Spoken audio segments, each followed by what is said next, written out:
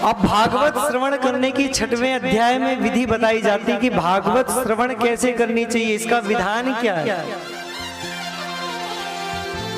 तो भागवत जी के महात्म के 6वें अध्याय में कहते हैं कि सर्वप्रथम जिस व्यक्ति को भागवत श्रवण करना हो वो उस व्यक्ति को, उस भागवत कर्ता को, कथा व्यास को देखे, परिचय करे कि वो विद्वान है या नहीं। जितना आपका विवेक कार्य करे उस प्रकार से आप उसको परखें कि ये कथा करने योग्य है या नहीं। किसी विशेष ज्योतिषी को पकड़ करके कथा का मुहूर्त निकलवाया जाए। दैवज्ञं तु समाहूय मुहूर्तम प्रश्नयत्नतः, कि पहले वैदिक ब्राह्मण को, ज्योतिषी को बुला करके आप एक विशेष मुहूर्त निकलवाइए, उस मुहूर्त में कथा प्रारंभ करवाइए। क्योंकि क्षणों अत्रैव दुर्लभा, कोई एक क्षण भी किसी को फ्री में नहीं देता, तो भागवत श्रवण करने क्यों आएंगे। इसलिए ऐसे समय पर कथा रखिए जिस समय सब फ्री हो, किसी के पास कार्य न हो। लेकिन अगर किसी के पास आपत्ति आ जाए तो बिना समय के भी कथा रखनी चाहिए। जहां पास कथा होती है उस जगह पर गंगा आदि जितनी नदियां हैं सब आकर के विराजमान हो जाती हैं।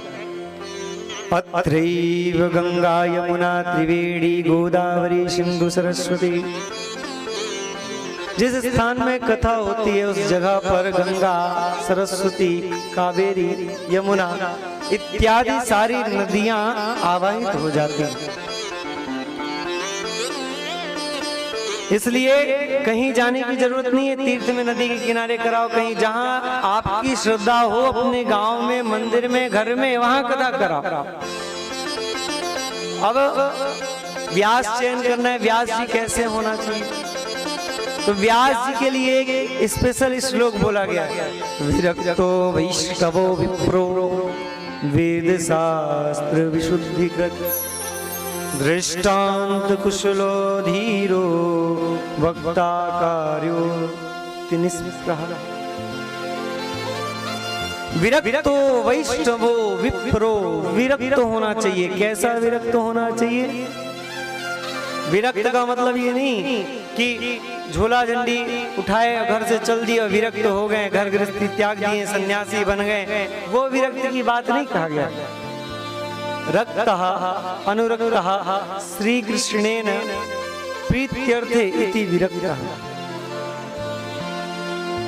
कि जो समाज में रहते हुए, परिवार में रहते हुए और बाहर रहते हुए, किसी भी हाल में रहते हुए जो भगवान श्री कृष्ण के चरणारविंदों में अपना मन लगा करके रखे वह विरक्त है।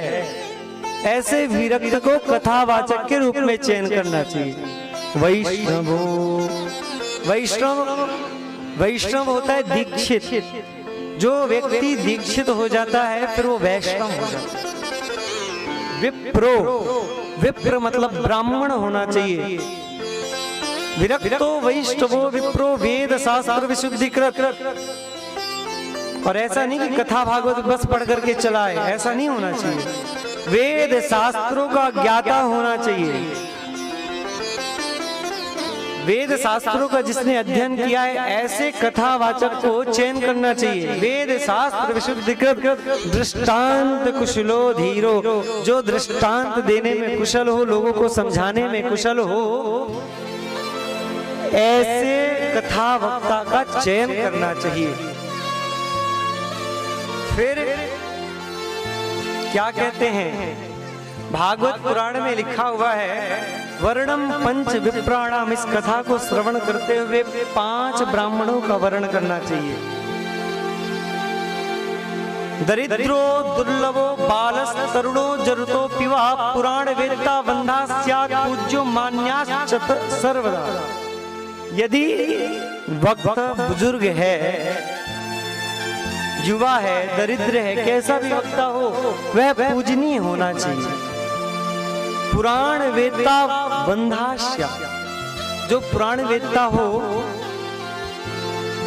वो भगवत भक्त हो, ऐसे कथावाचक का हमें चयन करना चाहिए। इसके बाद कहते हैं उपवास रखना चाहिए। कैसा उपवास रखना चाहिए? निराहारम, 7 दिन तक, जब तक कथा ना विश्राम हो जाए तब तक ना तो अन्न जाए ना तो जल जाए, पूरा निराहार रहना चाहिए। अब कौन कौन रह लेगा महाराज? है कोई? हाथ उठा दे कोई। तो बोले महाराज जी अगर ये भी ना हो तो बोले घृतम पानम, घृत पी करके रहिए महाराज, 7 दिन तक बढ़िया चकाचक घी पीजिए। अब तो 700 रुपए किलो हो गया है, महंगा हो गया, तो ये भी सामर्थ्य नहीं है। तो बोले पयाह पानम, दूध पी करके रहो। बोले अगर महाराज जी दूध पी करके भी ना रह पाए तो क्या किया जाए? तो बोलते हैं अन्नाहारम, अल्पाहारम। अगर अल्पाहार भी ना रह पाए तो फिर अन्नाहारम, फिर अन्न लेकर भी कथा श्रवण करनी चाहिए। बोले महाराज जी अगर थोड़े से अन्न से काम ना चले तो बोले बढ़िया 4 टाइम भोजन करो, बढ़िया से घूमो फिरो, सब कुछ करो, लेकिन कथा श्रवण करने समय से आओ, और जब तक कथा विश्राम ना हो जाए तब तक जाओ नहीं। ये भागवत श्रवण करने का नियम है। जो व्यक्ति ऐसा नियम का पालन करते हैं उनके जीवन का कल्याण अवश्य। तो इन व्रत का महत्व क्या है? उपावृतस्य पापेभ्यो यस्तु वा शै गुणैः उपवासान विज्ञेया न शरीरस्य शोषणम्। उपवास कहा किसे गया है? लोग आजकल क्या कहते हैं, 9 दुर्गा का समय आ गया, 9 दुर्गा में व्रत रहना चालू किए। महाराज 9वें दिन पता चला कि उनको हॉस्पिटल लेकर के जाना पड़ता। शरीर को जलाना उपवास नहीं है। उपवास का आप लोग गलत अर्थ निकालते हैं। उपवास का अर्थ ये है, जब हम उपवास रहते तो उपवास में हमें एक दिन का अगर व्रत है तो एक दिन हमें भगवान श्री हरि के चरणों में मन लगाना है, और उस दिन केवल हरि का भजन करना है, भगवान श्री हरि का भजन करना है। उपवासान विज्ञेया न शरीरस्य शोषणम्, शरीर को सुखाना उपवास नहीं है। यदि अगर आप भोजन करके 4 टाइम भोजन करके कथा श्रवण करने में अगर आपको नींद नहीं आ रही है तो भी आप उत्तम कोटि के श्रोता में गिनती आएगी आपकी। तो बढ़िया प्रसाद पा करके आइए, लेकिन इतना का खा करके आइए कि यहाँ आने के बाद और निद्रा ना है। अब कुछ श्रोता भी कई प्रकार के होते हैं, समय कम है, विस्तार से अब किसी दिन और बताएंगे श्रोता कितने प्रकार के होते हैं। तो अल्पाहार लीजिए और अल्पाहार लेकर के आइए ताकि यहाँ पास आपको नींद ना आए, कथा श्रवण करने में आनंद प्रतीत हो। जो व्यक्ति अल्पाहार करके आएगा उसको नींद नहीं आएगी। इस प्रकार से भगवान श्रीमद् भागवत कथा श्रवण करनी चाहिए। फिर क्या है, अगले श्लोक में कहते हैं कि गुरु दीक्षा लेना चाहिए। गुरु दीक्षा के बगैर कथा श्रवण नहीं करना चाहिए, क्योंकि आजकल गुरु भी बाजार में बहुत सारे खड़े हैं। गुरु खड़े बाजार में, दीक्षा हमरी ल्यो, और स्वर्ग जाओ चाहे नरक में, हमें दक्षिणा दो।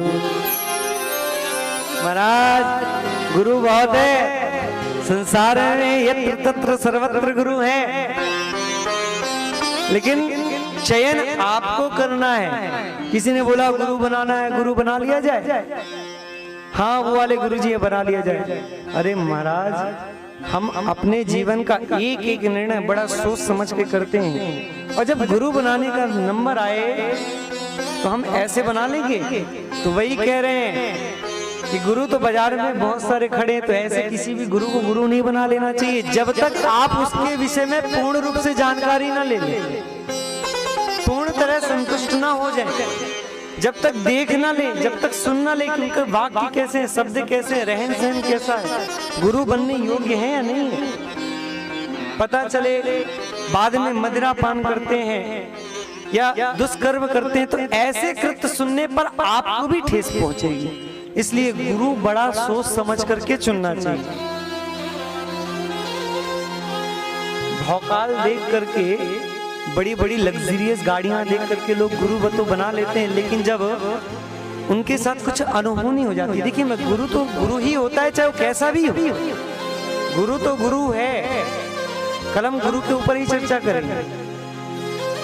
गुरु कैसा भी हो गुरु है। अगर दीक्षा ले लिया तो उसको अन्यत्र कहीं नहीं जाना चाहिए। तो गुरु सोच समझ करके बनाए। इस प्रकार से दीक्षा लेकर के कथा श्रवण करनी चाहिए। यदि पूर्व में दीक्षा नहीं ली है तो कथा के मध्य में दीक्षा ले लेनी चाहिए, ऐसा शास्त्रों का विधान है। आगे वाले श्लोक में कहते हैं, यस्य दर्शन मात्रेण मनसा स्यात् प्रसन्नता। जिस गुरु को देख करके ही केवल हृदय में प्रसन्नता जागृत हो जाए, जिस गुरु को देख करके ही हृदय में प्रसन्नता जागृत हो जाए, ऐसे गुरु को चयन करना चाहिए। यदि गुरु उम्र में छोटा है तो सुखदेव मान करके उनका पूजन करना चाहिए। यदि बड़ा है तो गुरु मान करके, वेद व्यास रूप मान करके, भगवान मान के, परमात्मा मान करके उनका पूजन करना चाहिए। लेकिन व्यक्ति को जीवन में गुरु अवश्य बनाना चाहिए। गुरु दीक्षा जो लेकर के नहीं जाते, जो गुरु दीक्षा लेने के बाद कभी नहीं आवे।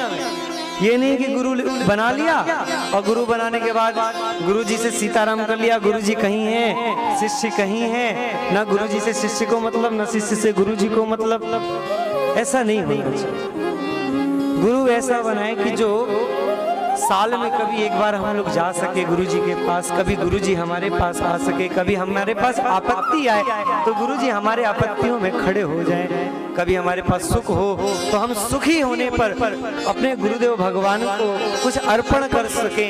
पत्रम पुष्पम फलम तोयम, जो भी आपकी श्रद्धा आप इसे अर्पण कर सके। ऐसे गुरु को आप जब गुरु बनाते हैं आपके जीवन का कल्याण हो जाता है।